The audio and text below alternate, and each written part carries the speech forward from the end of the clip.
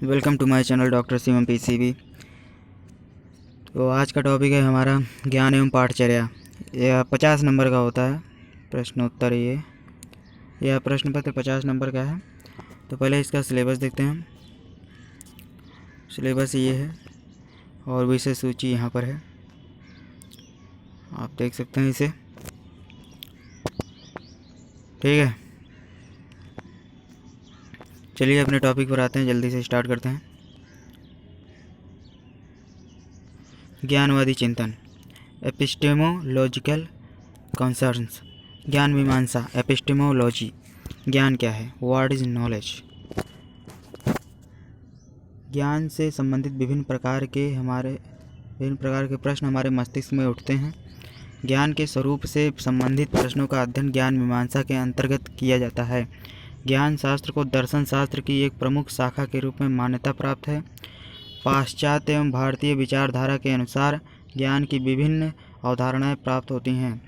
भारतीय विचारधारा के अनुसार ज्ञान का अर्थ शब्दकोश के अनुसार ज्ञान, ज्ञा प्लस ल्यूट, जानना, बोध, जानकारी, सम्यक बोध, पदार्थ को ग्रहण करने वाला मन की आवृत्ति, आत्मतत्व का अवगम, आत्म साक्षात्कार, बुद्धि भ्रष्ट आदि है। ज्ञान को प्रमा की संज्ञा दी गई है तथा कहा गया है कि प्रमा अज्ञात तथा सत्य पदार्थ का ज्ञान है। प्रमा का अर्थ शुद्ध बोध, यथार्थ ज्ञान, जो जैसा है उसको उसी रूप में जानना। ज्ञान यथार्थ या वैलिड है तो प्रमा, और यदि अयथार्थ है तो अप्रमा है। ज्ञान को अंग्रेजी में नॉलेज कहते हैं, जिसका अर्थ तथ्य या सत्य का अथवा किसी अस्तित्ववान वस्तु का निश्चित प्रत्यक्षीकरण, पहचान, सीखना, पंडितत्व, कुशलता प्राप्त करना, वास्तविक अनुभव प्राप्त करना आदि है। भारतीय परिप्रेक्ष्य में ज्ञान को प्रकाशवान माना गया है। तर्क कौमुदी के अनुसार अर्थ प्रकाश को बुद्धि अर्थात जो विषय हमारे अब तक के ज्ञान में नहीं है, ज्ञान के द्वारा उन पर प्रकाश डाला जाता है, जिसके कारण उसे प्रकाशक कहा जाता है। ज्ञान में विषय समाहित होना आवश्यक है, क्योंकि विषय के न होने पर ज्ञान की उत्पत्ति कैसे होगी। जिस प्रकार सूर्य इस संसार को प्रकाशित करता है, उसी प्रकार ज्ञान किसी विषय को प्रकाशित करता है। ज्ञान मीमांसा का अर्थ, मीनिंग ऑफ एपिस्टेमोलॉजी। ज्ञान मीमांसा के लिए अंग्रेजी के एपिस्टेमोलॉजी शब्द प्रयुक्त होता है। यह शब्द ग्रीक भाषा के एपिस्टेम और लोगोस से बना है। एपिस्टेम का अर्थ है नॉलेज तथा लोगोस का अर्थ विज्ञान से है। अतः एपिस्टेमोलॉजी का शाब्दिक अर्थ है ज्ञान का सिद्धांत, जिसे दार्शनिक दृष्टि से ज्ञान मीमांसा कहा जा सकता है। ज्ञान मीमांसा में प्रमुख 3 प्रश्न होते हैं। ज्ञान के स्रोत क्या हैं? वास्तविक ज्ञान क्या है? इन प्रश्नों को ज्ञान की उत्पत्ति कहा जा सकता है। द्वितीय प्रश्न ज्ञान के स्वरूप को लेकर है। क्या मन के बाहर कोई अन्य वास्तविक संसार है और यह प्रश्न आभास बनाम सत्य का है?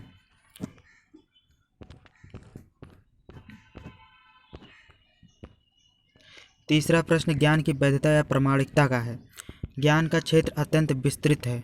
ज्ञान मीमांसा में आगमन एवं निगमन, संश्लेषण एवं विश्लेषण जैसी दार्शनिक विधियों का प्रयोग किया जाता है। अतः सूक्ष्म रूप से कहा जा सकता है कि ज्ञान मीमांसा में यथा ज्ञान की उत्पत्ति, ज्ञान का स्वरूप एवं ज्ञान की सत्यता की कसौटी से संबंधित समस्याएं सम्मिलित की जाती हैं। इन समग्र प्रश्नों के उत्तर जिस शाखा के अंतर्गत मिलता है उसे ज्ञान मीमांसा कहते हैं। आप इसे 2-3 बार देख लीजिएगा, आपको पूरा समझ में आ जाएगा। जर्मन दार्शनिक कांट के अनुसार ज्ञान मीमांसा ज्ञान का विज्ञान एवं समालोचना है। ज्ञान मीमांसा के सिद्धांत, प्रिंसिपल ऑफ एपिस्टेमोलॉजी। ज्ञान मीमांसा के प्रचलित प्रमुख सिद्धांत निम्नलिखित हैं। अनुभववाद। ज्ञान मीमांसा में समस्त ज्ञान का स्रोत अनुभववाद को माना गया है। अनुभववाद के अनुसार मनुष्य को उसकी समस्त इंद्रियों के माध्यम से प्राप्त संवेदनाओं के द्वारा ज्ञान प्राप्त करता है। ब्रिटिश दार्शनिक जॉन लॉक को अनुभववाद का जनक माना जाता है। इन्हें याद रखना, अनुभववाद को जनक माना बहुविकल्पी में पूछते हैं। इनके अनुसार जन्म के समय बालक का मन कोरी पट्टी के समान होता है। जैसे जैसे वह बाह्य जगत के संपर्क में आता है, संवेदनाओं के रूप में वस्तुओं के चिन्ह मस्तिष्क की इस खाली पट्टी पर अंकित हो जाते हैं, अर्थात ज्ञान सामग्री बाह्य तत्वों से आती है। संशयवाद। ज्ञान मीमांसा के अंतर्गत संशयवाद को भी सम्मिलित किया जाता है। संशयवाद के संबंध में ह्यूम का मत है कि हम अपने तत्काल ज्ञान के बाहर किसी वस्तु के अस्तित्व के विषय में निश्चित रूप से नहीं कह सकते, क्योंकि उसे सिद्ध करने हेतु हमारे पास कोई साक्ष्य नहीं है। टी.एच. हक्सले के अनुसार किसी व्यक्ति के लिए यह कहना अनुचित है कि वह किसी के तर्क वाक्य के वस्तुगत सत्य के बारे में निश्चित है। संशयवादी पूर्ण स्वीकार एवं पूर्ण नकार के मध्य में स्थित होता है। बुद्धिवाद ज्ञान की एक बृहद धारा के रूप में बुद्धिवाद का विशेष महत्व है। बुद्धिवाद के अनुसार संपूर्ण ज्ञान बुद्धि पर ही आधारित है।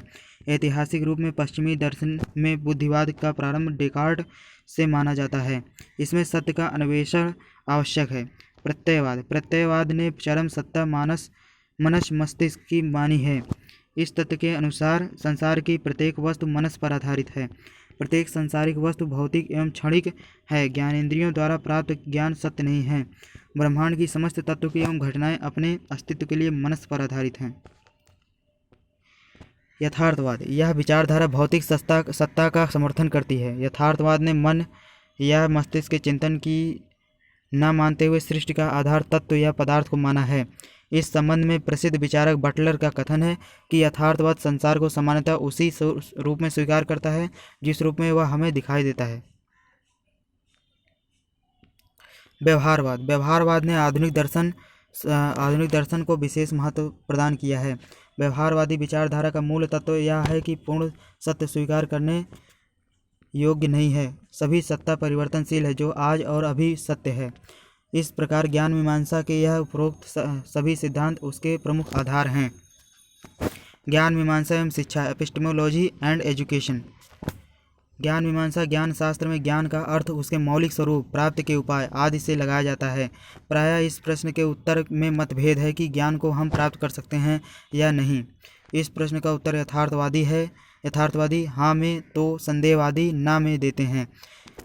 प्राचीन काल के प्रमुख संदेहवादी प्लेटो तथा आधुनिक काल में ह्यूम हुए हैं। ज्ञान की प्राप्ति के संबंध में अनुभववाद ने उसके बाद है स्पष्ट किया है कि हमारा सारा ज्ञान बाहर से प्राप्त होता है तथा इंद्रियां ही इस ज्ञान की साधन हैं। इसके विपक्ष में बुद्धिवादियों ने संपूर्ण ज्ञान को मनन का परिणाम बताया है। इस विषय में कांट महोदय ने दोनों पक्षों में सुलह कराने की कोशिश की है तथा कहा है कि ज्ञान की सामग्री बाहर से आती है परंतु मन के द्वारा ही उसे विशेष आकृति प्रदान की जाती है। कांट के इस विचार को आलोचनावादी माना गया। शैक्षिक विचारकों की दृष्टि से ज्ञान मीमांसा का क्षेत्र अत्यंत व्यापक एवं गहरा है। शिक्षा की संपूर्ण व्यवस्था सूचना, ज्ञान, विज्ञान एवं पुनर्ज्ञान के आधार पर होती है। इस प्रकार से बालक के जीवन को बेहतर बनाने की दिशा एवं कार्य निश्चित होती है। विश्वसनीयता की दृष्टि से इन दोनों पक्षों में अंतर है। आदर्शवाद एवं यथार्थवाद दोनों उपागम के माध्यम से शैक्षिक योजना का प्रस्तुतिकरण करते हैं। ज्ञान मीमांसा एवं शिक्षा में विशिष्ट संबंध है। ज्ञान मीमांसा शिक्षा एवं शिक्षण विधियों का किसी भी भावी योजना के निर्माण सहायक विभिन्न प्रश्नों के माध्यम जैसे कब, कहाँ और कैसे आदि प्रश्नों के द्वारा शिक्षा का भूत, वर्तमान एवं भविष्य निश्चित होता है। पाठचर्या निर्माण के समय हमारे समक्ष उचित अनुभव चयन की समस्या आती है। हम पाठ्यक्रम में क्या लें क्या न लें, किस सामग्री का चयन करें, प्राप्त अनुभवों को किस क्रम में रखें, इसके विभिन्न संशयपूर्ण तथ्यों जैसे त्रिभाषा सूत्र रखें कि नहीं, संस्कृत विषय पढ़ाया जाए या नहीं, किन विषयों को मुख्य स्थान दिया जाए तथा किसे नहीं, इन समस्त तथ्यों के चयन में ज्ञान मीमांसा सहयोग करती है। संक्षेप में हम कह सकते हैं कि ज्ञान मीमांसा शिक्षा में किस प्रकार सहयोग करती है निम्नलिखित बिंदुओं के माध्यम से देखी जा सकती है। देखते हैं कौन सी बिंदु है। ज्ञान मीमांसा के माध्यम से छात्रों में सत्य एवं असत्य में अंतर स्पष्ट करने की क्षमता विकास होता है। ज्ञान शास्त्र के द्वारा मूल्यांकन में तार्किक एवं विश्वसनीयता की दृष्टि से अवधान करने में सहायक होता है। ज्ञान मीमांसा के द्वारा ही व्यक्ति शिक्षा प्राप्त करने में सीखने की विभिन्न सिद्धांतों की जानकारी प्राप्त होती है। छात्रों के अनुसार विभिन्न विषयों का वर्गीकरण ज्ञान मीमांसा द्वारा ही होता है। ज्ञान मीमांसा छात्रों में विभिन्न योग्यताओं एवं क्षमताओं का विकास करता है। ज्ञान मीमांसा द्वारा विभिन्न शिक्षण विधियों का अध्ययन तार्किक दृष्टि से किया जाता है। पाठचर्या के निर्धारण में भी ज्ञान मीमांसा उपयोगी है। ज्ञान मीमांसा के द्वारा ही शिक्षक को यह विश्वास दिलाया जाता है कि उसके द्वारा छात्रों को दिया गया ज्ञान सत्य है। अतः उपरोक्त तथ्यों को ध्यान में रखते हुए यह कहा जा सकता है कि शिक्षा का ज्ञान शास्त्र से घनिष्ठ संबंध है। शिक्षा शास्त्र के उत्तरोत्तर विकास हेतु जितनी सहायता विज्ञान की ली जाती है उतनी ही ज्ञान शास्त्र की। अतः ज्ञान मीमांसा के संचालन में शिक्षा की महत्वपूर्ण भूमिका होती है। और ज्ञान की अवधारणा, कॉन्सेप्ट ऑफ नॉलेज यानी ज्ञान किसे कहते हैं। शिक्षा का प्रमुख एवं शाश्वत उद्देश्य ज्ञान प्रदान करना है। सभी दार्शनिक इस विचार से पूर्ण सहमत हैं। यह बात भी कम महत्वपूर्ण नहीं है कि सत्य की वास्तविकता को ज्ञान से अलग नहीं किया जा सकता। यदि सत्य का ज्ञान नहीं होगा तो सत्य का अस्तित्व ही कहाँ रह जाएगा। भारतीय दर्शन में ब्रह्म, सत्य और ज्ञान में कोई भेद नहीं माना गया है। जैमिनी मीमांसा दर्शन में कहा गया है कि सत्य स्वयं प्रकाशित होता है। इस दृष्टि से ज्ञान की उत्पत्ति अपने आप होती है, वह मनुष्य के मन में स्वयं उद्भासित होता है, क्योंकि सत्य और ज्ञान ही एक ही हैं। इस ज्ञान को ईश्वरीय ज्ञान अर्थात सत्य द्वारा प्रदत्त माना जाता है।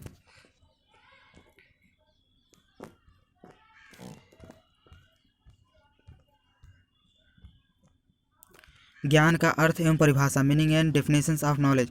ज्ञान का अर्थ स्पष्ट रूप से उन सूचनाओं का संग्रह है जो किसी वस्तु, परिस्थिति और अनुभव की समझ को विकसित करने में सहायक होता है।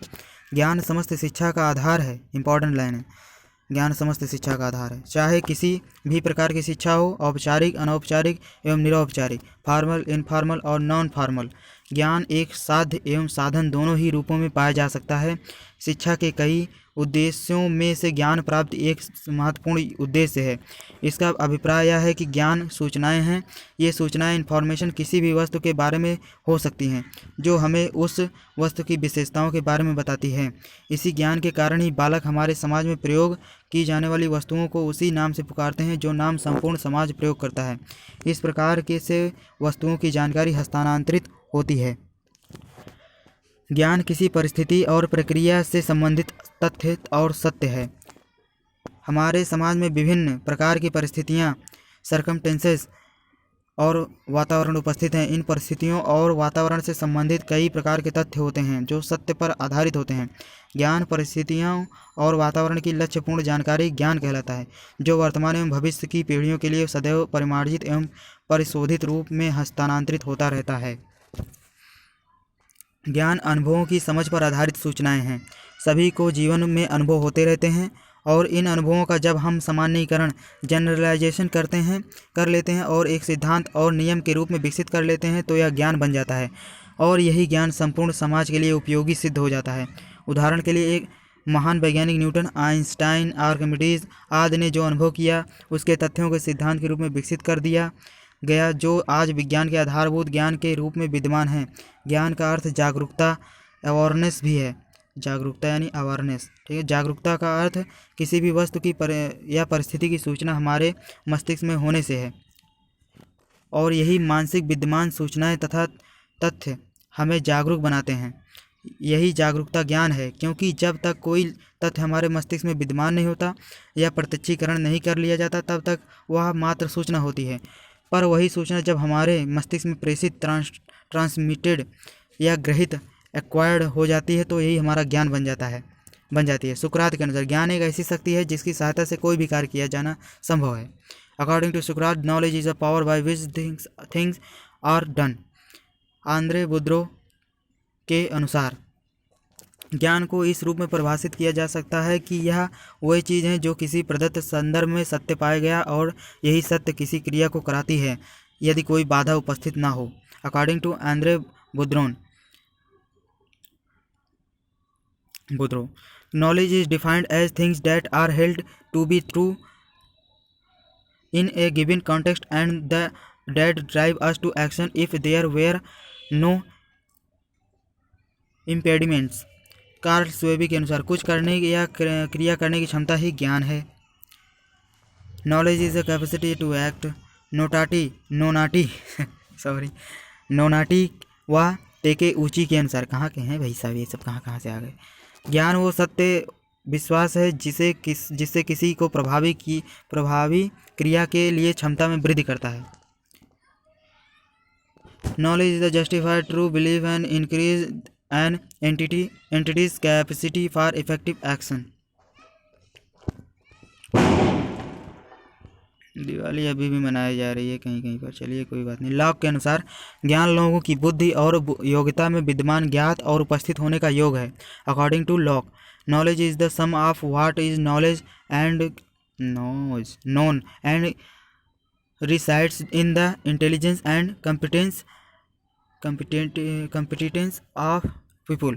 ज्ञान को सभी प्रकार की शिक्षा का प्रमुख आधार माना गया है। इसका कारण यह है कि शिक्षा का प्राथमिक उद्देश्य ज्ञान देना ही है।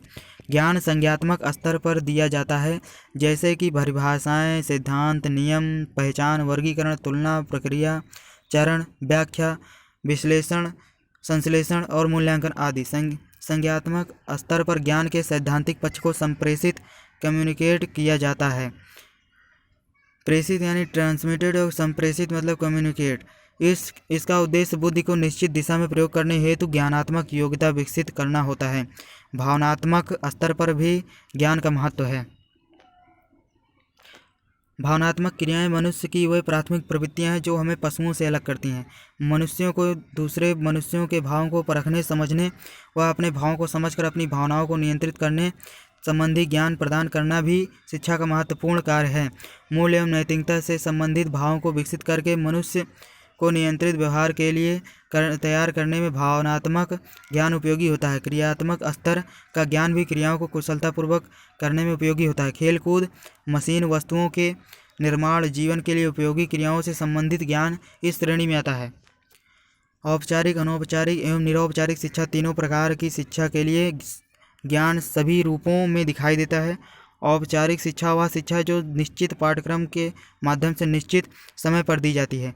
जैसे वर्तमान समय में 10+2+3 फार्मूले पर आधारित औपचारिक शिक्षा दी जाती है, यानी 10वां, 12वां और या फिर ग्रेजुएशन, ठीक है ना, तो तीनों। इस प्रकार की शिक्षा के अंतर्गत ज्ञान को औपचारिक विधि से दिया जाता है। इसमें ज्ञान का स्वरूप एवं मात्रा निश्चित होती है, अर्थात विभिन्न कक्षाओं के लिए ज्ञान की प्रकृति एवं मात्रा निर्धारित करके शिक्षा दी जाती है। इस प्रकार की शिक्षा प्रणाली में मनोवैज्ञानिक आधार पर ज्ञान की प्रकृति एवं मात्रा को निश्चित किया जाता है। उदाहरणार्थ, विभिन्न कक्षाओं के लिए विषय वस्तु को पाठ्यक्रम के रूप में परिभाषित एवं निर्धारित कर दिया जाता है।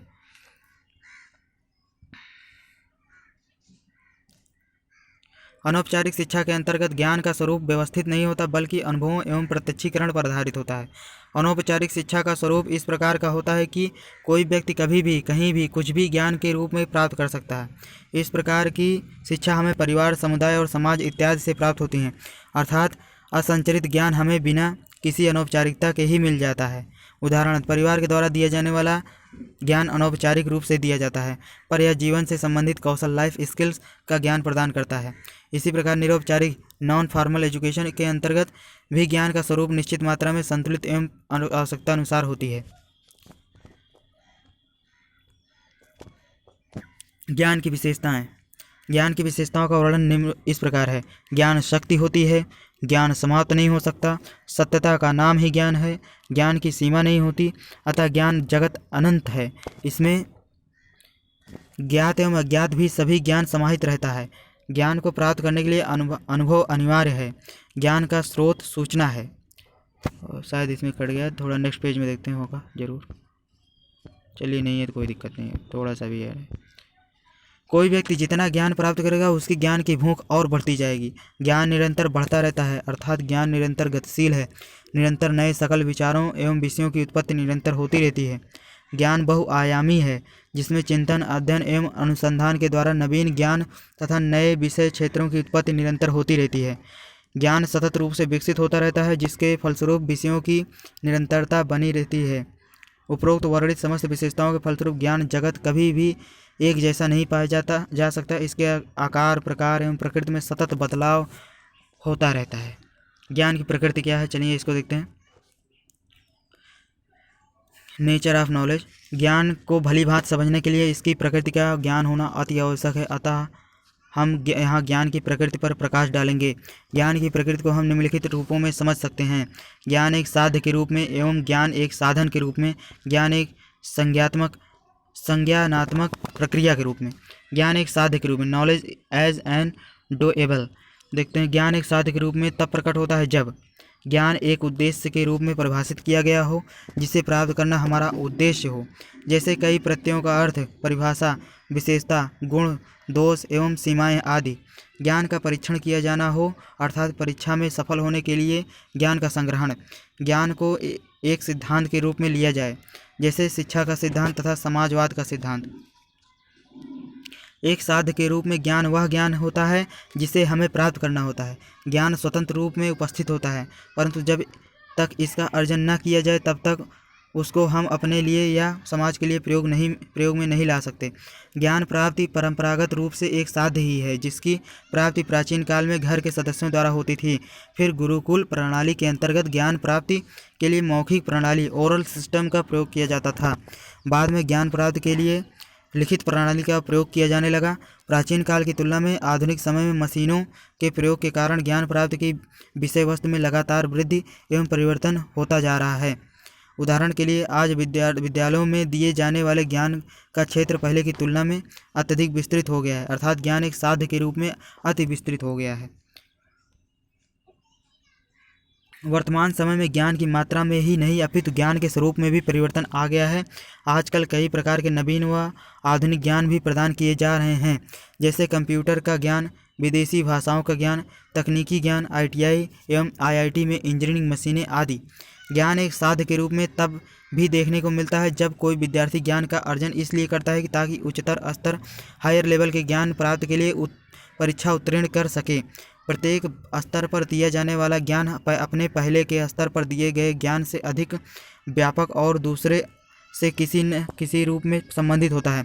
साध्य के रूप में ज्ञान क्रमिक एवं व्यवस्थित पाठ्यक्रम की सहायता से दिया जाता है।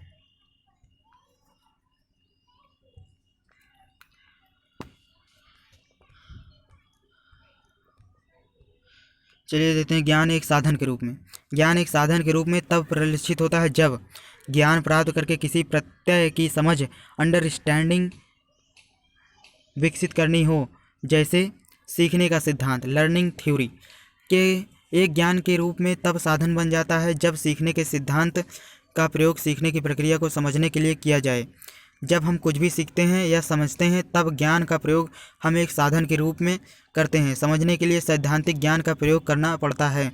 मनुष्यों में बोध कंप्रहेंशन विकसित करने के लिए वैध ज्ञान का सहारा लेना पड़ता है।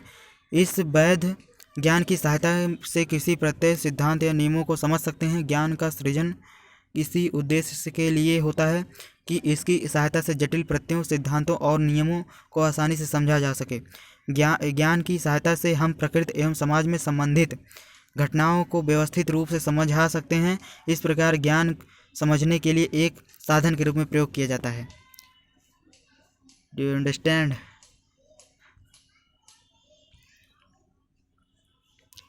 ज्ञान प्राप्त करके प्रयोग, एप्लीकेशन के लिए उसका व्यवहारिक जीवन में प्रयोग, एक्सपेरिमेंट किया जाए। इस प्रकार ज्ञान का किसी वास्तविक परिस्थिति में प्रयोग किया जाए, जैसे सीखने का सिद्धांत को कक्षागत परिस्थितियों में एक शिक्षक द्वारा प्रयोग किया जाए। ज्ञान का सबसे उत्कृष्ट एवं महत्वपूर्ण पहलू यही है कि ज्ञान की सहायता से समझ विकसित करने के बाद जीवन की वास्तविक परिस्थितियों में उत्पन्न स्थिति से निपटने के लिए इनका प्रयोग किया जा सकता है। जब हम ज्ञान का वास्तविक जीवन में प्रयोग करके अपने कार्य को आसान एवं उपयोगी बनाते हैं तब ज्ञान एक साधन के रूप में हमारी सहायता करता है। विज्ञान के नियमों को जब हम जीवन में प्रयोग करते हैं तब ज्ञान को एक साधन के रूप में समझा जा सकता है। भाषा के ज्ञान का प्रयोग हम व्यवहारिक संचार के रूप में करते हैं। इंजीनियरिंग से संबंधित ज्ञान को व्यवहारिक रूप में मशीनों एवं घरों के निर्माण में प्रयोग करना आदि सिद्ध करता है कि ज्ञान एक साधन है। ज्ञान को विश्लेषण, एनालिसिस करने के लिए प्रयोग किया जाए। विश्लेषण की योग्यता यदि उद्देश्य हो तो ज्ञान एक साधन के रूप में इसमें सहायक सिद्ध होता है। ज्ञान का प्रयोग कई बार हम परिस्थितियों के विश्लेषण के लिए भी करते हैं।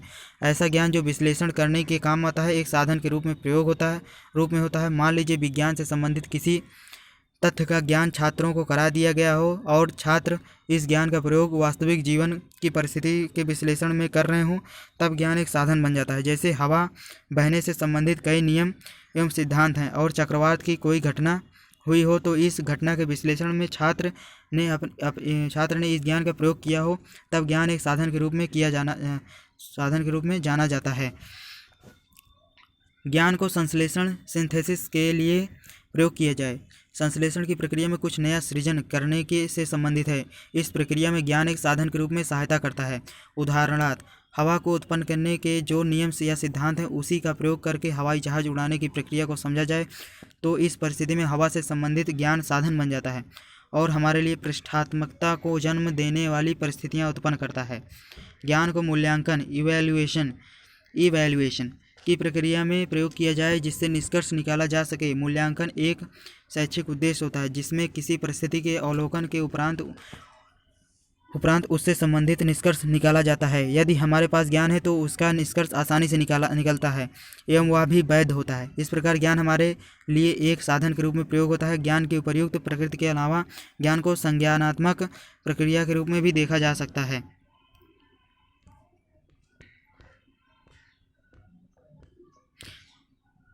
ज्ञान संज्ञानात्मक प्रक्रिया के रूप में, knowledge as a cognitive process. ज्ञान का संज्ञानात्मक प्रक्रिया जिससे हम मानसिक योग्यताओं मेंटल एबिलिटीज़ की सहायता से अर्जित करते हैं। ज्ञान को विकसित करने में संज्ञानात्मक प्रक्रिया निम्नलिखित ढंग से अपना योगदान देती है। अनुभूति परसेप्शंस के माध्यम से, जब हम किसी घटना या प्रक्रिया या वस्तु का प्रत्यक्षीकरण करते हैं अर्थात सोच समझ कर देखते हैं तब जो निष्कर्ष या अवलोकन प्राप्त होता है वह ज्ञान बन जाता है। तार्किक क्रम में व्यवस्थित करना, ज्ञान की स्थिति में आने के लिए अवलोकन या निष्कर्ष को तार्किक रूप में व्यवस्थित करना आवश्यक होता है। परिभाषित करने योग्य बनाना, ज्ञान को वास्तविक रूप से प्रदान करने के लिए इसको परिभाषित करना आवश्यक होता है। अतः हम कह सकते हैं कि परिभाषित करने योग्य बातों को ही ज्ञान माना जाता है। ज्ञान की आवश्यक शर्तें, इसेंशियल कंडीशंस ऑफ नॉलेज। प्लेटो के अनुसार ज्ञान का रूप लेने के लिए सूचनाओं को निम्न 3 आवश्यक मानकों पर खरा उतरना आवश्यक है। निरौपचारिक शिक्षा के अंतर्गत ज्ञान का स्वरूप तो निश्चित ही होता है परंतु ज्ञान प्रदान करने की विधि अलग होती है। समय और स्थान की सीमाओं से सीमित हुए बिना ज्ञान का हस्तांतरण किया जाता है। वर्तमान समय में पत्राचार एवं दूरवर्ती शिक्षा डिस्टेंस एजुकेशन कार्यक्रम निरौपचारिक शिक्षा के लिए एजेंसी का काम करते हैं। सूचनाओं को जब तर्क पर आधारित नहीं बना लिया जाता तब जग ज्ञान को विश्वसनीय नहीं माना जा सकता। इसलिए ज्ञान को तर्क की कसौटी पर खरा उतरना चाहिए, है ना। सत्यता पर आधारित होने का यह अभिप्राय है कि वैध ज्ञान वैलिड नॉलेज का स्वरूप तभी प्रकट हो सकता है जब वह ज्ञान किसी घटना की सत्यापित अवलोकन पर आधारित हो। कपोल कल्पनाओं पर आधारित बातों एवं सूचनाओं को वैध ज्ञान की श्रेणी में नहीं रखा जा सकता।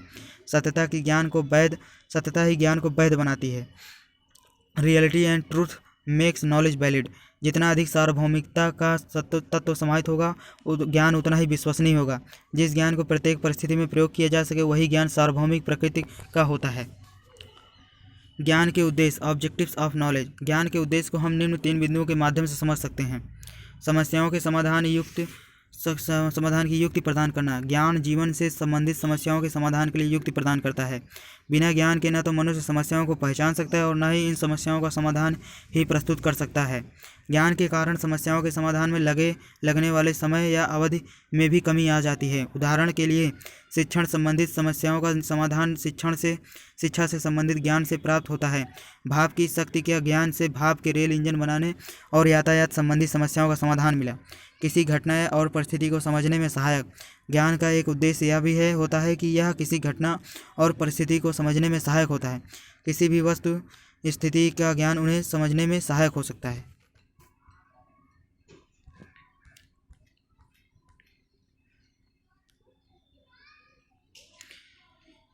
क्रिया के लिए उपयुक्त क्षमता का विकास करना।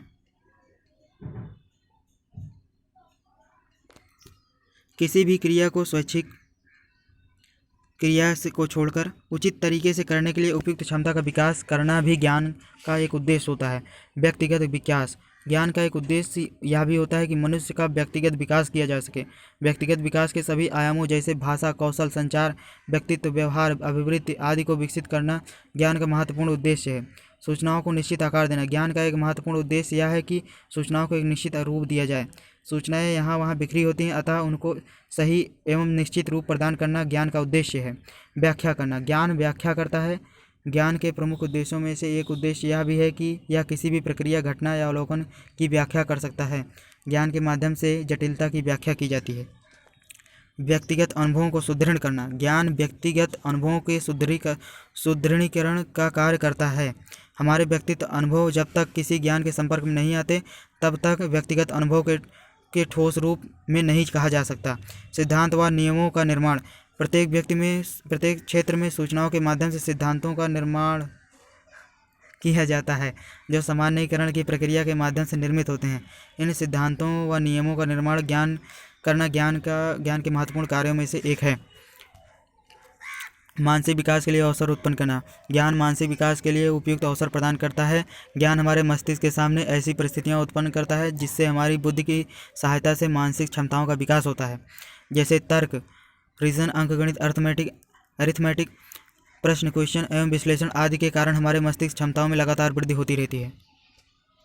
प्रत्यय का निर्माण। कोई भी प्रत्यय हमारे समक्ष ज्ञान के कारण ही आता है। प्रत्यय ही हमारी समझ को विकसित करते हैं।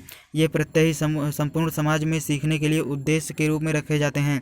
ज्ञान का यह प्रमुख उद्देश्य है कि महत्वपूर्ण अवलोकनों, ऑब्जर्वेशन, तथ्यों, फैक्ट्स और वस्तुओं, ऑब्जेक्ट्स के संबंध से संबंधित प्रत्ययों का निर्माण करें। शब्दों का निर्माण। ज्ञान का उद्देश्य यह भी है कि व्याख्या एवं पहचान के लिए उपयुक्त शब्दों का निर्माण करें, क्योंकि बिना शब्दों के ज्ञान का स्थानांतरण संभव नहीं हो सकता। समाज का विकास। ज्ञान का उद्देश्य होता है समाज के समुचित विकास। कोई भी समाज अपने विकास के लिए समाज द्वारा संचित ज्ञान पर ही निर्भर करता है। जितना उन्नत ज्ञान होगा, जितनी ज्ञान की विभिन्नता होगी, वह समाज उतना ही ज़्यादा विकसित होगा। ज्ञान का संचय और उसका प्रयोग समाज के विकास के लिए अनिवार्य शर्तों में से एक है। इतिहास और संस्कृति का विकास। इतिहास के द्वारा संस्कृति का आगे की पीढ़ी में हस्तांतरण होता है, पर इतिहास को समझने के लिए एक विशेष प्रकार का ज्ञान आवश्यक होता है। उदाहरण के लिए, पुरातत्व संबंधी ज्ञान के विकसित होने से पहले इतिहास तो विद्यमान था, परंतु इतिहास का विकास नहीं हो पाया था। इतिहास के तथ्यों का विश्लेषण करने में ज्ञान महत्वपूर्ण है। संस्कृति ज्ञान पर निर्भर है। बिना ज्ञान की संस्कृति की प्रगति संभव नहीं है। कार्य करने का ढंग, व्यवहार का तरीका आदि संस्कृति से संबंधित पहलुओं का विकास ज्ञान का महत्वपूर्ण उद्देश्य है। सामाजिक, आर्थिक और राजनैतिक विश्लेषण। ज्ञान सामाजिक, आर्थिक व राजनैतिक विश्लेषण करता है। सामाजिक, आर्थिक व राजनैतिक परिस्थितियों का विश्लेषण करना विकास एवं वृद्धि की मात्रा एवं दिशा निर्धारित करने में सहायक होता है।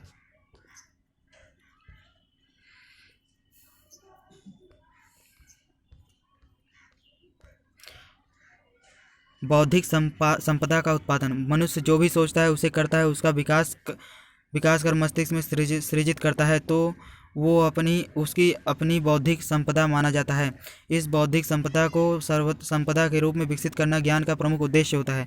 ऐसी बौद्धिक संपदाएं समाज के कल्याण के काम आती है और व्यक्तिगत बौद्धिक संपदा के रूप में स्थापित रहती है। ज्ञान का वर्गीकरण। ज्ञान को परिभाषित करना उतना मुश्किल कार्य नहीं है जितना इसका वर्गीकरण करना। विभिन्न दृष्टिकोणों एवं मतों के अनुसार ज्ञान को निम्नलिखित रूपों में वर्गीकृत किया जा सकता है। ज्ञान प्राप्ति के साधनों के आधार पर वर्गीकरण। प्लेटो ने ज्ञान की प्राप्ति के साधनों के आधार पर 3 प्रकार का ज्ञान बताया है। इंद्रिय जनित ज्ञान। हमारी 5 इंद्रियां, आँख, कान, नाक, त्वचा, जीभ, ये इंद्रियां भी ज्ञान की प्राप्ति के साधन है। बालक जब छोटा होता है तब वह ज्ञान इंद्रियों के माध्यम से सूचनाएं एकत्रित करता है और इन्हीं सूचनाओं के आधार पर उसका मस्तिष्क ज्ञान का सृजन करता है। लेकिन सिर्फ बालक ही नहीं बल्कि बड़े होकर भी हम इंद्रियों के आधारित ज्ञान प्राप्त करते हैं, लेकिन इस प्रकार का ज्ञान ज़्यादा विश्वसनीय नहीं होता। अनुभवजन्य या सम्मतिजन्य ज्ञान। Experience based knowledge. इस प्रकार का ज्ञान वातावरण से अनुभव प्राप्त करके मिलता है। यह ज्ञान सम्मतिजन्य ज्ञान कई बार वैलिड नहीं होता, क्योंकि कई बार घटनाओं को देखने का हमारा दृष्टिकोण हमारे विश्वास और मान्यताओं पर आधारित होता है। प्रत्यक्षीकरण। परसेप्शंस में त्रुटि होने के कारण इस प्रकार के ज्ञान में वैधता एवं विश्वसनीयता में कमी पाई जाती है। चिंतनजन्य ज्ञान। Knowledge through proper thinking. इस प्रकार का ज्ञान तब प्राप्त होता है जब हम समुचित चिंतन द्वारा ज्ञान प्राप्त करते हैं। इसमें विश्लेषण की क्रिया सन्निहित होती है। विश्लेषण के उपरांत प्राप्त ज्ञान वैध एवं विश्वसनीय होता है। शंकराचार्य के अनुसार ज्ञान का वर्गीकरण। अपरा ज्ञान। अपरा ज्ञान को हम अपने अनुभवों के माध्यम से प्राप्त करते हैं, विशेषकर जब हम अपने भौतिक वातावरण के साथ अंतःक्रिया करते हुए सांसारिक ज्ञान प्राप्त करते हैं तो अपरा ज्ञान कहलाता है। इस प्रकार का ज्ञान व्यवहारिक ज्ञान भी कहा जाता है। इस प्रकार के ज्ञान के अंतर्गत भौतिक वस्तुओं, मानव व्यवहार एवं समाज के साथ अंतःक्रिया से प्राप्त ज्ञान आदि आते हैं। इस प्रकार के ज्ञान से हम अपने व्यवहारिक ज्ञान को उपयोगी बना सकते हैं। पराज्ञान। इस प्रकार के ज्ञान को शुद्ध एवं आध्यात्मिक ज्ञान की श्रेणी में रखा जाता है। इस प्रकार के ज्ञान की प्राप्ति गुरु, वेद, साहित्य, उपनिषद एवं धार्मिक ग्रंथों के माध्यम से होती है। यह ज्ञान वास्तविक जीवन में आध्यात्मिक उद्देश्यों की प्राप्ति में काम आता है। जैन दर्शन के अनुसार अकॉर्डिंग टू जैनिज्म, मति ज्ञान, इस प्रकार का ज्ञान मन और इंद्रियों द्वारा प्राप्त होता है। श्रुति ज्ञान, किसी के वचन एवं प्रवचन के आधार पर प्राप्त ज्ञान श्रुति ज्ञान के श्रेणी में आता है। अवधि ज्ञान, इस प्रकार का ज्ञान प्रारंभिक ज्ञान और मन की दीर्घकालिक अवधि में प्राप्त ज्ञान की अंतःक्रिया के फलस्वरूप प्राप्त होता है। यह अंतर्दृष्टि इंसाइट पर आधारित ज्ञान है।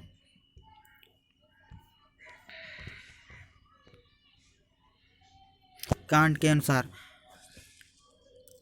ज्ञान का वर्गीकरण। प्राग अनुभविक ज्ञान, ए प्रियोरी नॉलेज। कांट का मानना है कि मनुष्य के अंदर कुछ जन्मजात ज्ञान उपस्थित होता है जो उसके जीवन का प्रारंभिक दिनों में अधिक काम आता है, परंतु जीवन पर्यंत यह भी ज्ञान काम आता रहता है। मैकडूगल ने इसे स्वाभाविक ज्ञान, इंस्टिंक्ट नॉलेज कहा है। अनुभविक ज्ञान, पोस्ट प्रियोरी नॉलेज, इस प्रकार का ज्ञान जन्म लेने के उपरांत प्राप्त अनुभवों से मिलता है या जीवन भर प्राप्त होता है। सूचना, इन्फॉर्मेशन, सूचना की अवधारणा, कॉन्सेप्ट ऑफ इन्फॉर्मेशन। वस्तुतः सूचना अत्यंत जटिल प्रत्यय है। सामान्यतः तथ्य, ज्ञान, आंकड़े एवं विवेक आदि शब्द इसके समानार्थी हैं एवं इसी रूप में प्रयुक्त हो रहे हैं। व्यापक रूप से सूचना से हमारा तात्पर्य एक ऐसे ज्ञान से है जो किसी विशेष तथ्य, विषय या घटना से संबंधित हो, साथ ही वह संप्रेषणीय भी हो। यद्यपि विभिन्न विद्वानों ने सूचना को परिभाषित करने का प्रयास किया है एवं उनके प्रयासों के आधार पर यह निष्कर्ष निकाला जा सकता है कि वस्तुतः सूचना की कोई सर्वमान्य एवं सार्वभौमिक परिभाषा नहीं हो सकती। मनोवैज्ञानिक अवधारणा के अनुसार सूचना को मानव मस्तिष्क का उत्पाद समझा जाता है। मानव मस्तिष्क अत्यंत चंचल होता है, जिसमें सदैव नवीन विचार उत्पन्न होते रहते हैं। ये विचार मूर्त या अमूर्त किसी भी प्रकार के हो सकते हैं। जब मानव किसी विषय पर विचार करता है तो उसके मस्तिष्क में उस अमुक विषय से संबंधित विभिन्न विचार, कल्पनाएं, प्रतिबिंब, प्रतिरूप, अनुभूति, संवेदना एवं उत्तेजना आदि उत्पन्न होते हैं जो सूचना उत्पन्न करने में सहायता करते हैं। अन्य शब्दों में सूचना सामान्य रूप से आंकड़ों तथा तथ्यों के एकत्रित समूह का विस्तृत स्वरूप, जिसे संचारण के लिए किसी माध्यम में अंकित किया गया हो, या विभिन्न रूपों में एकत्रित किए गए तथ्यों को विश्लेषित एवं संशोधित करने के पश्चात उसका परिष्कृत अर्थपूर्ण उपयोगी स्वरूप को सूचना की संज्ञा दी जाती है। सूचना का अर्थ एवं परिभाषा। साधारण अर्थ में सूचना से तात्पर्य विचारों का आदान प्रदान करने से लगाया जाता है। जब किन्हीं दूरस्थ क्षेत्रों में रहने वाले छात्रों के द्वारा एक दूसरे को ज्ञान प्रदान किया जाता है तो निश्चय ही इस ज्ञान को सूचना की संज्ञा दी जाती है। यह सूचना किसी भी महत्वपूर्ण विषय से संबंधित हो सकती है जिसके परिणाम स्वरूप विषय का पूर्ण ज्ञान प्रदान किया जाता है। वर्तमान समय में इसके विविध साधन हैं, जैसे टेलीफोन, टीवी, मोबाइल और रेडियो। इसके सूचना द्वारा छात्रों को विशेष रूप से अधिगम प्रदान किया जा सकता है। यही कारण है कि आज इन दूरसंचार साधनों का उपयोग शिक्षण के क्षेत्र में भलीभांति किया जाता है। सूचना शब्द को हम एक उदाहरण के द्वारा भी समझ सकते हैं। यदि हम इतना जानना चाहते हैं कि मध्य प्रदेश के विभिन्न विद्यालयों में 10वीं कक्षा का परिणाम कैसा रहा, तो इसकी जानकारी को प्राप्त करने के लिए हमें विद्यालयों के परीक्षा परिणाम संबंधी आंकड़े एकत्रित करने होंगे तथा उनका सार्थक विश्लेषण कर निष्कर्ष निकालना होगा। सूचना के अंतर्गत विधि, साधन एवं वातावरण आदि सम्मिलित किए जाते हैं और जो अधिगम को सुगमता एवं सरलता प्रदान करते हैं। सूचना एकत्रित करने का कार्य विभिन्न माध्यमों से कर सकते हैं। सूचनाओं से संबंधित निम्नलिखित बातें अति आवश्यक हैं।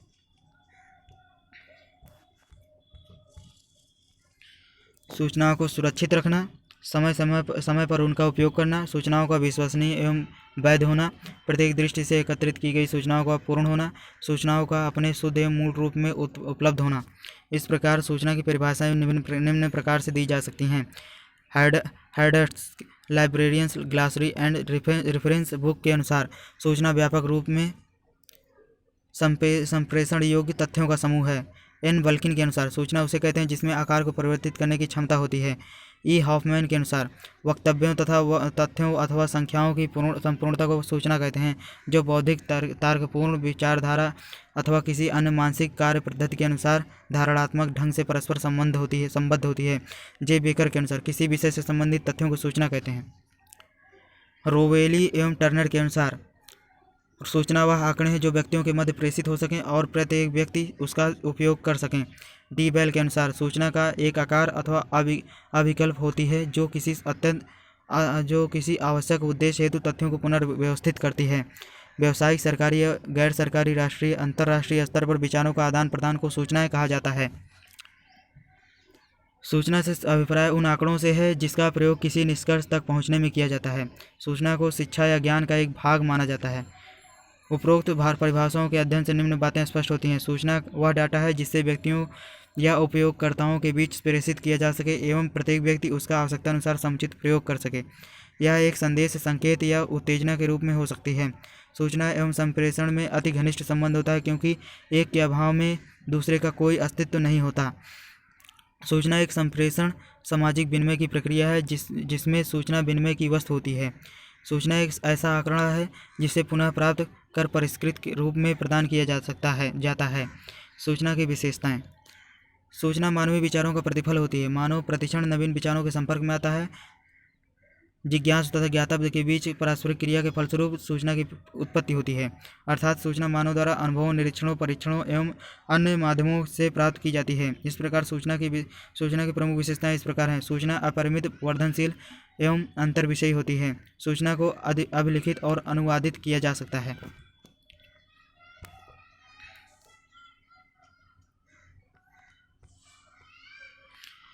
सूचना आंकड़ों का संगठित, व्यवस्थित तथा परिष्कृत रूप होती है। सूचना सारपूर्ण तथा उद्देश्यपूर्ण मानवीय मस्तिष्क उत्पाद है। सूचना उपयोग में नष्ट नहीं होती। सूचना मानव संसाधनों के मध्य पारस्परिक प्रभाव डालती है। सूचना वर्तमान, भूत, भविष्य में सत्यता स्थापित करने में सहायक होती है। सूचना की उपयोगिता में समय अनुसार परिवर्तन संभव है। सूचना एक समुचित संरचना में होती है एवं इसे विश्लेषित किया जा सकता है। सूचना स्मरण करने, स्थानांतरण करने एवं संप्रेषण करने योग्य होती है। सूचना का संचयन किया जाता है। सूचना संप्रेषण में समय तत्व का विशेष महत्व होता है। सूचना का मूल्यांकन एवं विनिमय किया जा सकता है। सूचना लोक निष्पादन का एक आवश्यक संसाधन है। मानव के प्रत्येक क्रियाकलाप एवं से क्षेत्र में सूचनाएं व्याप्त होती हैं या व्यापारिक एवं औद्योगिक विकास का आधार होती है। सूचना एक अद्भुत शक्ति होती है, साथ ही यह आर्थिक समृद्धि का आधार भी होती है। सूचना की प्रकृति। वर्तमान समय में सूचना का महत्व निरंतर बढ़ता ही जा रहा है। किसी भी प्रजातांत्रिक समाज के समुचित विकास, क्रियान्वयन एवं व्यवस्थापन हेतु सूचना आवश्यक है। प्रत्येक राष्ट्र के चहुमुखी विकास में इसकी भूमिका अंतर्निहित है। सूचना की प्रकृति यह है कि वह संपूर्ण ज्ञान परिक्षेत्र में एक तत्व है। आंकड़े, सूचना, ज्ञान एवं प्रज्ञा एक ही रचना के भाग हैं जो एक दूसरे को समृद्ध करने में सहायक होते हैं। आंकड़े से सूचना, सूचना से ज्ञान तथा ज्ञान से विद्वता का स्तर उच्च होता है। ये सभी क्रमशः एक दूसरे से जुड़े हुए होते हैं। सूचना की प्रकृति को समझने के लिए वर्सिंग तथा नवेलिंग ने सूचना के निम्नलिखित अधिगम प्रस्तुत किए हैं। संरचनात्मक अधिगम, ज्ञानात्मक अधिगम, संदेश अधिगम, अभिप्राय अधिगम, प्रभाव अधिगम, प्रक्रिया अधिगम। सूचना की उपयोगिता को देखते हुए इसकी प्रकृति भी विशेष महत्व रखती है। सूचना की प्रकृति उपयोगकर्ता के समय, उद्देश्य एवं उपयोग से संबंधित होती है। इसके अंतर्गत सूचना के निम्नलिखित अधिगम सम्मिलित हैं। सामयिक अधिगम, दिन प्रतिदिन अभिगम, सामयिक अभिगम है। अधिगम मैंने बोल दिया, चलिए ठीक है। संरचनात्मक अभिगम, ज्ञान अभिगम, ठीक है ना, सब अभिगम है, ध्यान से देख लेना। सामयिक अभिगम, दिन प्रतिदिन अभिगम, विस्तृत अभिगम। इस प्रकार यह कहा जा सकता है कि सूचना एक सामाजिक प्रक्रिया है एवं इसकी प्रकृति एक व्यक्ति से दूसरे व्यक्ति तक विभिन्न भूमिकाओं का निर्वहन करती है। सूचना की आवश्यकता एवं महत्व। जैसा कि सर्वज्ञात है कि सूचनाओं का संबंध विभिन्न विषयों से हो सकता है। इन सभी विषयों के संबंध में ज्ञान का आदान प्रदान किया जाता है। साधारणतया विभिन्न देशों के मध्य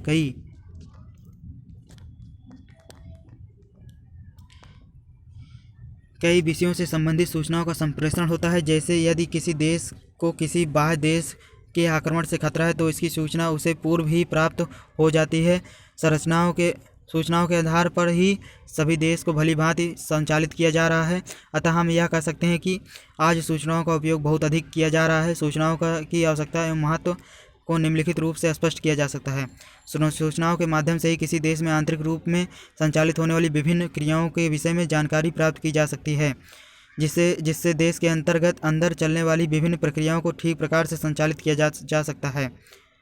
किसी भी विषय में सूचना प्राप्त करने के पश्चात ही उस विषय से संबंधित समस्याओं आदि के विषयों में कार्य किया जा सकता है। यह भी देखा जाता है कि विभिन्न सूचनाओं के आधार पर ही इस बात का निर्धारण किया जाता है कि भविष्य में किस प्रकार की क्रियाओं को संचालित करना है। इस क्रियाओं के आधार पर ही कार्यों को पूर्ण स्वरूप प्रदान किया जाता है। अतः भविष्य में किसी भी योजना का निर्माण हेतु सूचनाओं के द्वारा विशेष सहयोग प्रदान किया जाता है। किसी भी योजना, घटना या किसी अन्य विषय से संबंधित प्रक्रिया की जानकारी प्रदान करने में सूचनाएं अत्यंत उपयोगी मानी जाती हैं। सूचनाओं में ज्ञान छिपा रहता है, अतः यह कहा जा सकता है कि सूचनाओं का आधार पर विषय का ज्ञान प्राप्त किया जा सकता है। किसी भी विषय के संबंध में निर्णय लेने में सूचनाएं अति आवश्यक सहायक होती हैं। जब तक किसी विषय के संबंध में सूचनाओं की पर्याप्त जानकारी नहीं होती, तब तक उससे संबंधित विभिन्न तथ्यों के संबंध में उचित निर्णयों को नहीं लिया जा सकता। इस प्रकार सूचनाएं प्राप्त कर विषय के संबंध में विभिन्न निर्णयों को उचित प्रकार से लिया जा सकता है। वैज्ञानिक अध्ययन एवं अनुसंधान के लिए सूचना अत्यंत महत्वपूर्ण एवं अनिवार्य होती है। शोधकर्ताओं को अपने शोध के विषय क्षेत्र में संबंधित सूचनाओं की आवश्यकता होती है। किसी भी औद्योगिक संस्थान की स्थापना से पूर्व संबंधित महत्वपूर्ण संरचना की आवश्यकता होती है। उद्योगपतियों तथा प्रबंधकों को अपने संगठन में उपयोगी निर्णय लेने हेतु उपयुक्त सूचनाओं की आवश्यकता होती है, क्योंकि सूचनाओं के द्वारा ही वह व्यापार को समुन्नत बना सकता है। एक प्रशासक के लिए प्रशासनिक कार्यों में दक्षता लाने के लिए संबंधित महत्वपूर्ण सूचना की आवश्यकता होती है। एक विशेषज्ञ को अपने क्रियाकलापों एवं विषय क्षेत्र में संबंधित प्रगति को पूर्णतः अवगत होने के लिए सूचना की आवश्यकता होती है। नियोजनकर्ताओं को अपनी अनेक प्रकार की योजनाओं को सुचारू रूप से नियोजित करने के लिए सूचनाओं की नितांत आवश्यक होती है। सूचना प्रत्येक देश के राष्ट्रीय विकास का स्रोत होती है, साथ ही यह राष्ट्र की राष्ट्रीय संपत्ति होती है। सूचना उत्पाद की प्रक्रिया दोनों है। सूचना के माध्यम से ही उद्यम का आरंभ होता है। ज्ञान अर्जन का प्रथम सोपान सूचना होती है। मनोरंजनात्मक क्रियाकलापों हेतु सूचनाएं अनिवार्य होती हैं। सूचना की उपादेयता के कारण इसे सख्त की संज्ञा दी जाती है। उपरोक्त विवरण के आधार पर यह कहा जा सकता है कि आधुनिक युग में सामान्य व्यक्ति से लेकर महत्वपूर्ण विषयों के विशेषज्ञों, वैज्ञानिक तथा प्रौद्योगिकी विशेषज्ञों आदि के सभी के लिए अपने अपने क्षेत्र से संबंधित नवीनतम सूचना की आवश्यकता रहती है, क्योंकि वे सूचना के महत्व को समझने लगे हैं। सूचनाओं के माध्यम से ही व्यक्ति के द्वारा किसी विशेष तथ्य के संबंध में जानकारी प्राप्त की जा सकती है।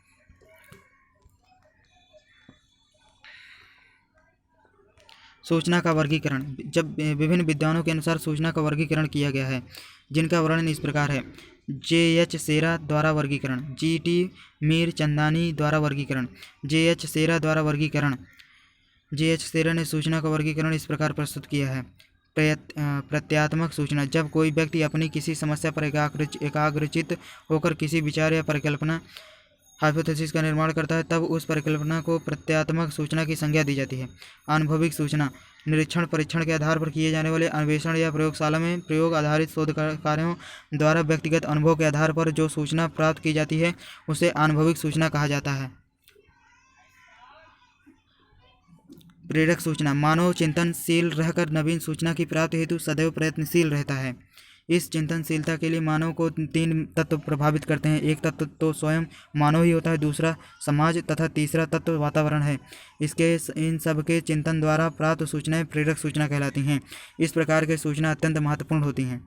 कार्यविधिक सूचना। इस प्रकार की सूचना में अनुसंधानकर्ता द्वारा अपने कार्य को और अधिक प्रभावपूर्ण एवं महत्वपूर्ण बनाने के लिए की जाने वाली प्रक्रियाएं सम्मिलित होती हैं। शोधकर्ता के कार्यों में डाटा का एकत्रीकरण, प्रक्रियाकरण एवं परीक्षण आते हैं। यह सूचना वैज्ञानिक मनोवृत्तियों पर आधारित तथा व्यवस्थित होती है। निर्देशात्मक सूचना। समाज के अंतर्गत होने वाली विभिन्न गतिविधियों को प्रभावपूर्ण तरीके से पूर्ण करने के लिए निर्देशात्मक सूचना की आवश्यकता होती है। इस प्रकार की सूचना अत्यंत उपयोगी होती है, क्योंकि इसके द्वारा सहयोग तथा समन्वय प्राप्त कर सामूहिक गतिविधियों एवं क्रियाकलापों को प्रभावी तरीके से पूरा किया जा सकता है। नीति संबंधित सूचना। विविध क्षेत्रों के अंतर्गत उचित कार्यान्वयन हेतु उद्देश्य एवं उत्तरदायित्व निर्धारित किए जाते हैं। उनसे संबंधित सूचना को नीति संबंधित सूचना कहते हैं। इससे विभिन्न गतिविधियां समुचित रूप से परिभाषित होती हैं। G.T. मीर चंदानी द्वारा वर्गीकरण। तकनीकी सूचना। विभिन्न तकनीकी क्षेत्रों के उत्पादों एवं सेवाओं के विशिष्टीकरण से संबंधित सूचनाओं को तकनीकी सूचना में सम्मिलित किया जाता है। इस श्रेणी में सामान्यतः इंजीनियरिंग में से संबंधित विशिष्टीकरण आते हैं। वैज्ञानिक सूचना। वैज्ञानिक सूचना विज्ञान के क्षेत्र में होने वाली विभिन्न गतिविधियों से संबंधित होती है। विभिन्न शोधकर्ता एवं वैज्ञानिक प्रयोग द्वारा जो आंकड़े एकत्रित करते हैं एवं वैज्ञानिक प्रयोग द्वारा जो आंकड़े प्राप्त करते हैं, उसे वैज्ञानिक सूचना कहते हैं। इसका उद्देश्य वैज्ञानिक अनुसंधान की सूचना से अवगत कराना होता है। व्यापारिक सूचना। इसके अंतर्गत उत्पादन, विक्रय, लाभ एवं हानि आदि से संबंधित आंकड़ों को सम्मिलित किया जाता है। इसमें पूंजी, उत्पादन तथा निर्माण के आंकड़ों के साथ साथ विभिन्न श्रमों के रोजगार आंकड़ों को भी रखा जाता है। सामाजिक जनसंख्या की अजीब अजीब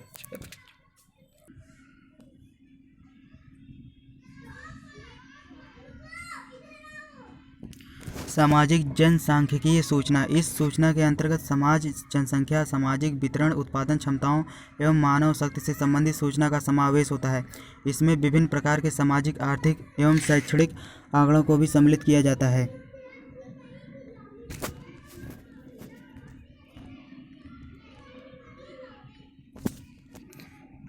तकनीकी आर्थिक सूचना। आंकड़े तकनीकी आर्थिक सूचना के अंतर्गत अपरिष्कृत सामग्री, अर्ध परिष्कृत सामग्री एवं आंतरिक एवं अंतर्राष्ट्रीय बाजार सर्वेक्षण आदि से संबंधित आंकड़े शामिल किए जाते हैं। इसके द्वारा उत्पादन, विकास एवं अन्य आर्थिक गतिविधियों से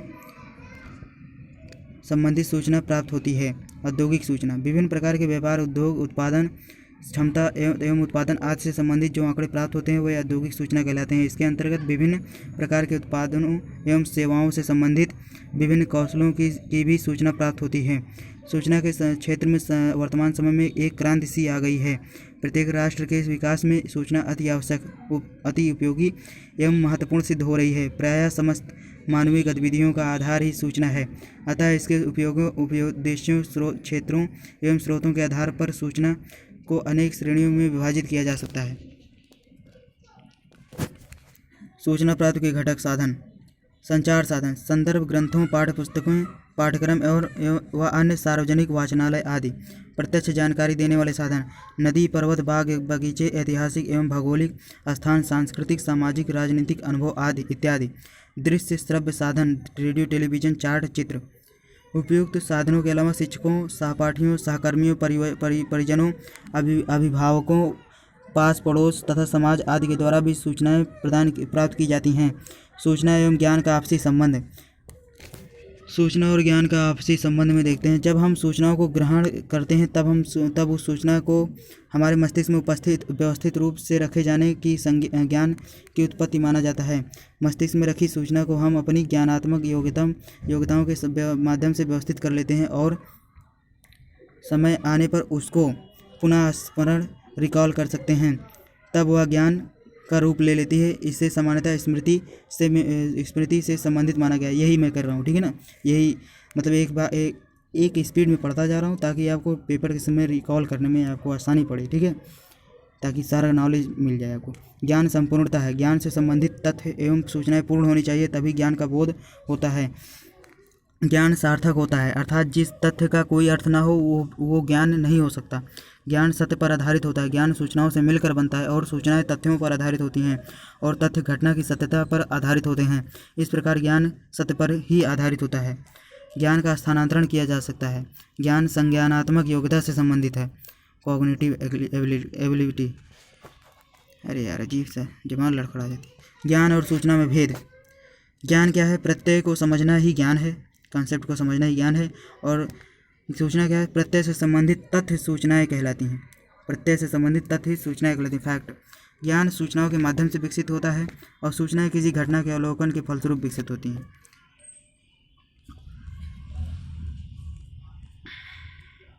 ज्ञान हमारे मस्तिष्क में सूचनाओं के संग्रहण के बाद विकसित होता है और सूचनाएं हमारे मस्तिष्क से बाहर उपस्थित तथ्य होते हैं जो स्वतंत्र रूप में मौजूद होते हैं।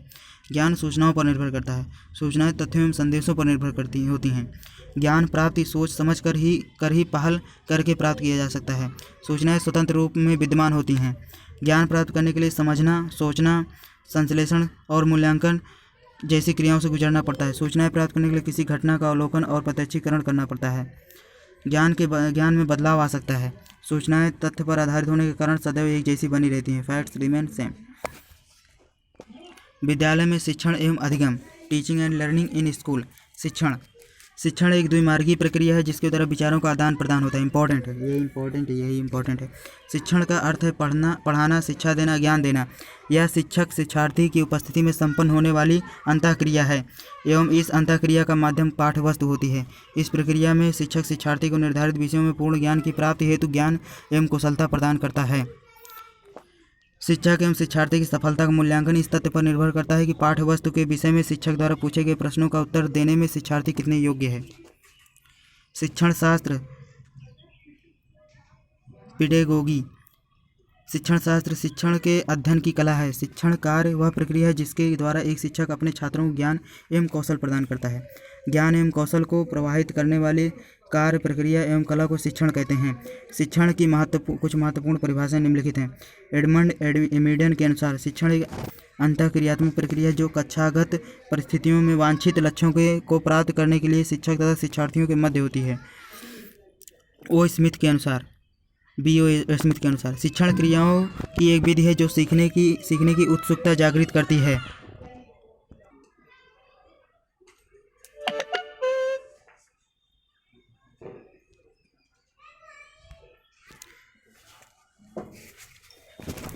B.O. स्मिथ के अनुसार शिक्षण क्रियाओं की एक विधि है जो सीखने की उत्सुकता जागृत करती है। रायबर्न के अनुसार शिक्षा में 3 केंद्र बिंदु होते हैं: शिक्षक, बालक एवं पाठ्यवस्तु। शिक्षण इन तीनों में स्थापित किया जाने वाला संबंध है।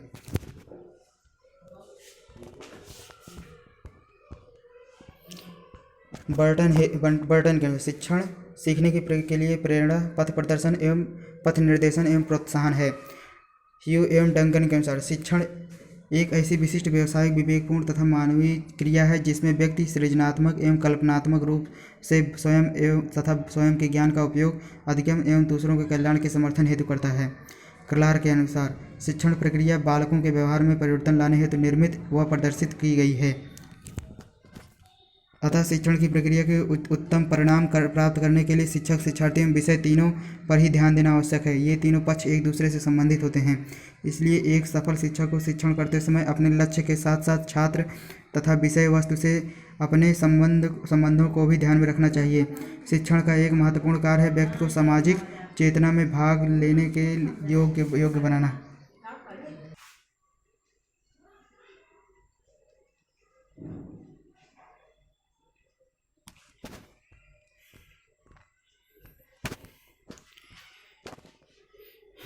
चलिए ठीक है।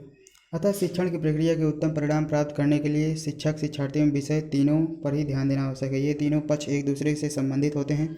इसलिए एक सफल शिक्षक को शिक्षण करते समय अपने लक्ष्य के साथ साथ छात्र तथा विषय वस्तु से अपने संबंधों को भी ध्यान में रखना चाहिए। शिक्षण का एक महत्वपूर्ण कार्य है व्यक्ति को सामाजिक चेतना में भाग लेने योग्य बनाना।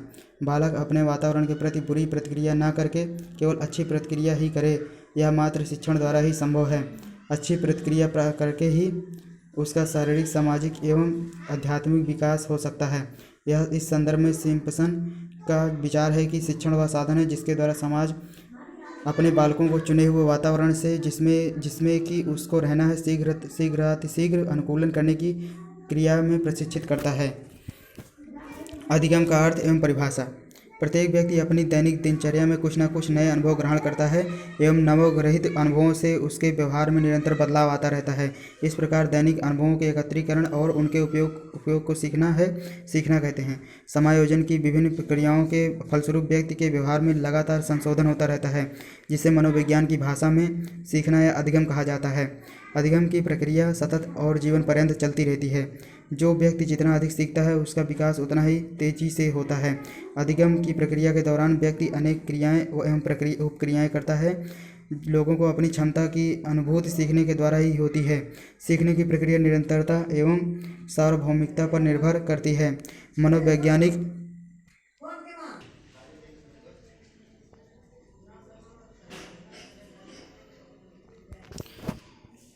चलिए क्रो के अनुसार आदत और अभिवृत्तियों के अर्जन को ही अधिगम माना है। चार्ल्स स्किनर के अनुसार व्यवहार में उत्तरोत्तर अनुकूलन को ही अधिगम कहा जाता है। मॉर्गन और गिलीलैंड के अनुसार अनुभव के परिणाम स्वरूप प्राणी के व्यवहार में बदलाव ही अधिगम है। यह बदलाव या परिवर्तन प्राणी द्वारा कुछ समय के लिए निश्चित तौर पर प्रदर्शित किया जाता है।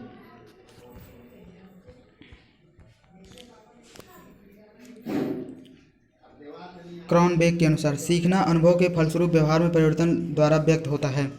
मर्फी के अनुसार अधिगम व्यवहार एवं दृष्टिकोण दोनों ही परिमार्जन हैं। गेट्स एवं अन्यों के अनुसार अनुभव और प्रशिक्षण द्वारा व्यवहार में परिवर्तन करना ही अधिगम है। गिलफोर्ड के अनुसार हम इस शब्द की परिभाषा विस्तृत रूप में यह कहकर दे सकते हैं कि सीखना व्यवहार के परिणाम में कोई परिवर्तन है। E.S. पील के अनुसार अधिगम व्यक्ति में एक परिवर्तन है जो उसके वातावरण के परिवर्तनों के अनुकरण में होता है। क्रो के अनुसार अधिगम आदतों, ज्ञान एवं व्यवहार को ग्रहण करना है। वुडवर्थ के अनुसार नवीन ज्ञान एवं प्रतिक्रियाओं को अर्जित करने की प्रक्रिया को अधिगम कहते हैं। ब्लेयर, जोन्स एवं सिम्पसन के शब्दों में व्यवहार में कोई भी परिवर्तन जो व्यक्ति के अनुभवों का फल हो और जो भावी परिस्थितियों का सामना करने में अलग प्रकार से सहायक हो, अधिगम कहलाता है। कुप्पुस्वामी के अनुसार अधिगम वह प्रक्रिया है जिसके द्वारा एक जीव एक परिस्थिति में उसके अंतःक्रिया के परिणाम के रूप में व्यवहार का एक नवीन प्रतिरूप अर्जित करता है जो कुछ अंश तक स्थिरोन्मुख रहता है तथा जीव के सामान्य व्यवहार प्रतिमान को प्रभावित करता है। थॉर्नडाइक ने उपयुक्त क्रिया के चयन और उसके उत्तेजना से जोड़ने की प्रक्रिया को अधिगम कहा है। उपरोक्त परिभाषाओं के आधार पर कहा जा सकता है कि बालक के व्यवहार में वांछित परिवर्तन ही अधिगम है। यह परिवर्तन पूर्व अनुभवों पर आधारित होता है जो अस्थायी व अस्थायी हो सकता है।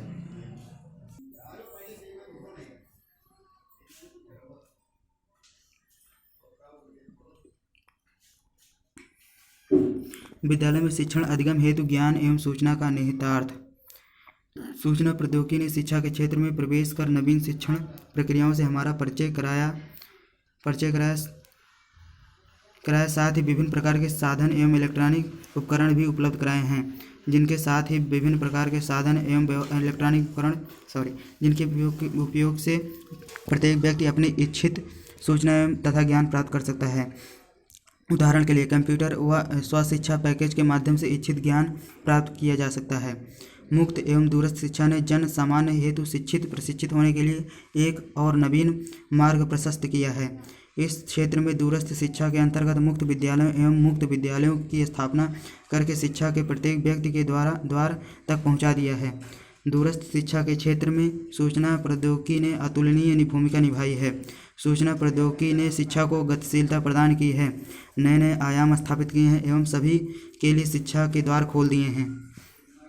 सूचना एवं संप्रेषण तकनीकियों ने हमारे जीवन के प्रत्येक क्षेत्र में महत्वपूर्ण भूमिका निभाई है। IT संगठन और अधिक कुशलता से काम करने तथा उत्पादकता को अधिकतम करने की अनुमति देकर व्यापारिक दुनिया को लाभ पहुंचाया है। व्यापार के अतिरिक्त बैंकिंग, ट्रांसपोर्ट, मेडिसिन, स्वास्थ्य सेवाओं, कानूनी सेवाओं इत्यादि के प्रत्येक क्षेत्र में सूचना एवं संप्रेषण तकनीकी का विशेष योगदान है। शिक्षा के क्षेत्र में ICT के उपयोग ने तीव्रता से सीखने एवं सिखाने की प्रक्रियाओं में सुधार किया गया है। यह सीखने और पारस्परिक रूप से चुनौती देकर नए अवसरों का विस्तार किया है। अतः ऐसा कोई भी क्षेत्र नहीं है जहां ICT का उपयोग न किया जाता हो।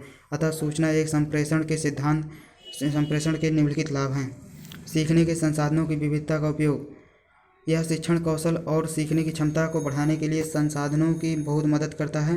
सूचना एवं संप्रेषण तकनीकी की सहायता से अब श्रव्य दृश्य माध्यम से शिक्षा प्रदान करना आसान हो गया है और विद्यार्थियों को कंप्यूटर प्रयोग के लिए प्रोत्साहित किया जा रहा है। व्यक्तिगत विभिन्नताओं के आधार पर छात्रों को सूचना एक संप्रेषण तकनीकी के माध्यम से अनुदेशन प्रदान किया जा सकता है। जानकारी के लिए तत्कालिकता। सूचना एवं संप्रेषण तकनीकी ने नवीनतम विधियों के द्वारा ज्ञान प्रदान करने की गति को बहुत तेज किया है। अब कंप्यूटर एवं नेटवर्क के माध्यम से कहीं पर किसी भी समय शिक्षण किया जा सकता है। तत्कालिक जानकारी के आधार पर आधुनिक युग में शिक्षण प्रदान करके नवयुवकों को परंपरागत तकनीकों की सहायता से आने वाले परिवर्तनों के लिए तैयार नहीं किया जा सकता, जबकि सूचना एवं संप्रेषण तकनीकी का समुचित प्रयोग इस दिशा में सहायक सिद्ध हो रहा है। छात्रों के व्यक्तिगत विकास के लिए उपयोगी। सूचना एवं संप्रेषण तकनीकी के माध्यम से विद्यार्थी नवीन सूचनाओं को इकट्ठा कर उनका प्रयोग करके अपना व्यक्तिगत विकास कर सकते हैं और अपनी आवश्यकता, अपनी गति एवं रुचि के अनुसार स्व अनुदेशन प्राप्त कर सकते हैं। सूचना एवं संप्रेषण तकनीकी के केवल ज्ञान ही प्राप्त नहीं होता, अपितु विद्यार्थी में समस्या समाधान योग्यता, निर्णय क्षमता का भी विकास होता है और विद्यार्थियों के व्यवहार में वांछित परिवर्तन भी लाया जा सकता है।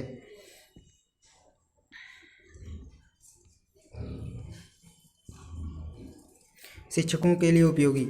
सूचना एवं संप्रेषण तकनीकी शिक्षकों को शिक्षण अधिगम प्रक्रिया में सहायता प्रदान करता है।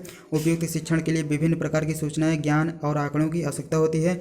इन्हें उचित प्रकार से प्राप्त करने में सूचना एवं संप्रेषण तकनीकी शिक्षक की सहायता करती है। शिक्षक अपने विद्यार्थियों को ज्ञान और सूचना के स्रोत की जानकारी देकर अपने कार्यभार को कम कर लेते हैं। किसी भी प्रकरण का अभ्यास कराने के लिए भी इसका उपयोग किया जा सकता है। आजकल विद्यार्थियों को स्वयं तत्व कार्य असाइनमेंट करने के लिए दिए जाते हैं, जिससे शिक्षक केवल मार्गदर्शन करता है और विद्यार्थी को पूरी संरचनाएं एकत्रित करनी होती हैं। अभिक्रमित पाठ्यपुस्तक कंप्यूटर सहायक अनुदेशन से शिक्षक अपने शिक्षण को अधिक प्रभावशाली बना सकते हैं। विद्यार्थियों के लिए उपयोगी सूचना एवं संप्रेषण तकनीकी से विद्यार्थी अपने सीमित ज्ञान का विस्तार कर सकते हैं। सूचनाओं को इकट्ठा करके सही समय पर उसका उपयोग कर सकते हैं। इसके द्वारा केवल सूचना ही प्राप्त नहीं होती, अपितु विद्यार्थियों में समस्या समाधान व निर्णय क्षमता का भी विकास होता है। सूचना संप्रेषण तकनीकी विद्यार्थियों को उनकी क्षमता के अनुसार सीखने के सिद्धांत का ज्ञान कराती है और साथ साथ यह भी पता चलता है कि विद्यार्थी अपने सीखे हुए ज्ञान को किस प्रकार स्थायी करे। इससे विद्यार्थियों के रचनात्मक एवं सृजनात्मक चिंतन का विकास होता है। शिक्षण अधिगम सामग्री के निर्माण एवं प्रयोग का ज्ञान। शिक्षण अधिगम सामग्री के निर्माण एवं प्रयोग की प्रक्रिया शिक्षकों की व्यावसायिक उन्नति को सूचित करती है। वर्तमान समय में प्रत्येक शिक्षक अपनी शिक्षण प्रक्रिया को प्रभावी बनाने के लिए शिक्षण अधिगम सामग्री का प्रयोग करता है और सूचना एवं संप्रेषण तकनीकी के माध्यम से शिक्षण अधिगम सामग्री के निर्माण की उचित विधियों एवं प्रयोग की जाने वाली सावधानियों का ज्ञान प्राप्त करता है, जिससे शिक्षक का शिक्षण कुशल, प्रभावशाली व उपयोगी बन सके। शिक्षक प्रशिक्षण में सहायक। सूचना एवं संप्रेषण तकनीकी की शिक्षक प्रशिक्षण कार्यक्रमों में महत्वपूर्ण भूमिका है। शिक्षकों के विकास के लिए एवं शिक्षण को कुशल, पूर्ण एवं प्रभावपूर्ण बनाने में सूचना संप्रेषण बहुत सहायक है। इसके लिए शिक्षण अभ्यास प्रतिमानों की रचना, सूक्ष्म शिक्षण, अनुकरणीय शिक्षण एवं प्रणाली उपागत का उपयोग किया जाता है। शिक्षण कौशलों के विकास में भी इसका उपयोग किया जाता है। शैक्षिक अनुसंधानकर्ताओं के लिए उपयोगी।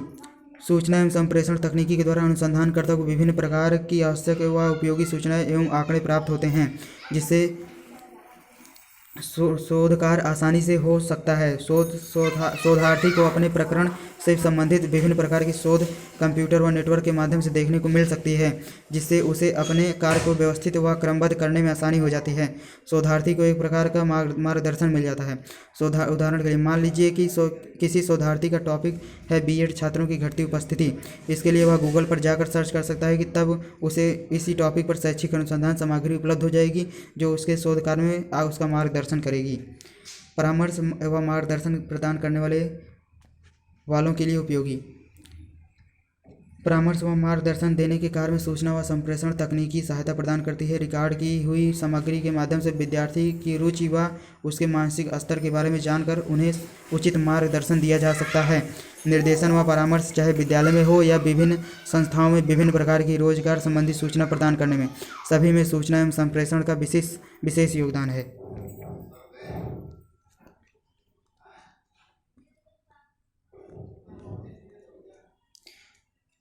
विद्यार्थियों को निर्देशन व परामर्श देते समय उससे संबंधित सूचनाओं को इकट्ठा किया जाता है। उसी के आधार पर विद्यार्थियों को परामर्श दिया जाता है। विद्यार्थियों की सूचनाओं को तकनीकी द्वारा आसानी से इकट्ठा करके रखा जा सकता है। शैक्षिक प्रशासन में सहायक। प्रशासन उचित प्रकार से चलाना है तो विद्यालय संबंधित सभी गतिविधियों को उसकी और भौतिक संसाधनों के कार्यकलापों की जानकारी तथा उससे संबंधित आंकड़े उचित प्रकार से उपलब्ध होने चाहिए। इस प्रकार की सारी सूचनाएं हम एक स्थान पर कंप्यूटर में संग्रह करके रख सकते हैं। इस प्रकार विद्यालय से संबंधित सभी कार्यों जैसे किसी भी पाठ्यक्रम में प्रवेश परीक्षा निर्माण अर्थात परीक्षाएं करवानी हो, इन सभी के लिए सूचना संप्रेषण तकनीकी की सहायता से ली जाती है। इसी के साथ शैक्षिक प्रशासकों के लिए पाठ्यक्रम निर्माण, विभिन्न स्तरों पर शैक्षिक उद्देश्यों का निर्धारण, मूल्यांकन विधि, रिपोर्ट, विद्यालय को दिए जाने वाले संसाधनों आदि के संबंध में निर्णय में सहायक होते हैं। शिक्षण तकनीकी में विकास। शिक्षक द्वारा सूचना एवं संप्रेषण तकनीकी के माध्यम से शिक्षण की प्रक्रिया को प्रभावपूर्ण बनाया जा सकता है। शिक्षक द्वारा विभिन्न संचार माध्यमों से शिक्षण प्रक्रिया में प्रयुक्त होने वाले विभिन्न उपकरणों का ज्ञान प्राप्त किया जा सकता है, जैसे कंप्यूटर सहायक अनुदेशन, ओवरहेड प्रोजेक्टर तथा इंटरनेट आदि। इनके ज्ञान से शिक्षक ट्रांसपेरेंसी बनाकर अथवा पीपीटी पावर पॉइंट प्रेजेंटेशन, यहाँ पर कंप्यूटर सहायक अनुदेशन CAI, overhead project OHP, PPT power presentation अपने शिक्षण को प्रभावशाली बना सकता है। शिक्षण अधिगम प्रक्रिया के फलस्वरूप परिवर्तन। सूचना एवं संप्रेषण तकनीकी ने शिक्षक एवं विद्यार्थी को अधिक सक्रिय वातावरण प्रदान किया है। किया गया है। वर्तमान समय में शिक्षक केवल ज्ञान ही प्रदान नहीं करता अपितु एक पथ प्रदर्शक व मार्गदर्शन की भूमिका भी अदा करता है और शैक्षिक उद्देश्यों को प्राप्त करने में भी सहायता करता है। सूचना संप्रेषण के माध्यम से आज शिक्षण अधिगम प्रक्रिया के स्वरूप में क्रांतिकारी परिवर्तन आया है, जिससे विद्यार्थियों को वांछित व्यवहार में परिवर्तन किया जा सकता है। इस प्रकार यह कहा जा सकता है कि सूचना एवं संप्रेषण तकनीकी के एक नया आयाम प्रदान किया है।